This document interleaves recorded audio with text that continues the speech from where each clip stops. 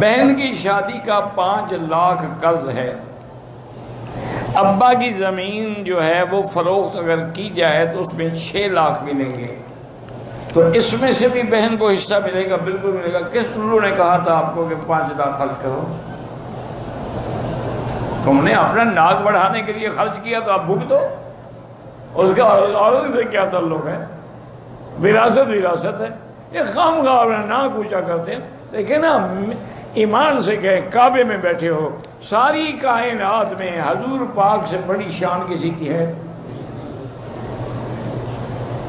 پتہ ہے حضور کی جب شادی ہوئی نا تو حضور پاک نے صحابہ سے کہا کہ بھئی آج ایسا کرنا کہ ہر آدمی کے گھر میں جو کچھ پکا ہوا ہے نا کھانا، جو بھی ہو وہ سب لے آؤ دسترخوان پہ، یہاں مسجد میں بیٹھ کے کھائیں گے۔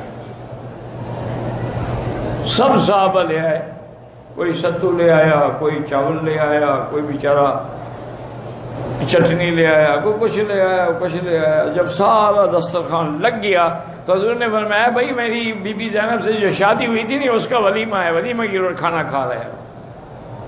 کھانا ختم ہو گیا بھائی، اس میں کتنا خرچ ہوا جی؟ ہم تو سنت میں چلنا ہی نہیں چاہتے نا، برادری کو دکھانا چاہتے ہیں۔ آپ حیران ہوں گے کہ میری جب شادی ہوئی ہے نا، مجھے بھی پتہ نہیں تھا کہ میری آج شادی ہے۔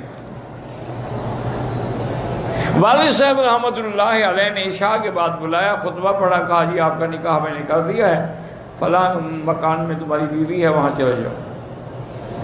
بس میں نے، میرے پاس اس وقت یعنی عام کپڑے جو تھے وہ بھی پہ، یعنی کپڑے بھی نہیں پہننے کے بھی، چلو شادی کے دن بندہ پہنتا ہے۔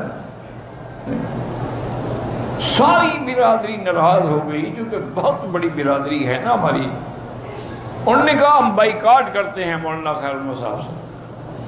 والد صاحب نے کہا تم بائیکاٹ کر لو، میں حضور کی سنت سے بائیکاٹ نہیں کر سکتا۔ ایک ہی میرا بیٹا ہے، ایک ہی بیٹی ہے، میں ان کی شادی اسی طرح کروں گا جس طرح حضور کی سنت ہے۔ ناراض ہوتے ہو جاؤ۔ تو اللہ کے بندے، جب تم خود بے وقوفیاں کرتے ہو تو اس کا کیا علاج ہے؟ جتنا اللہ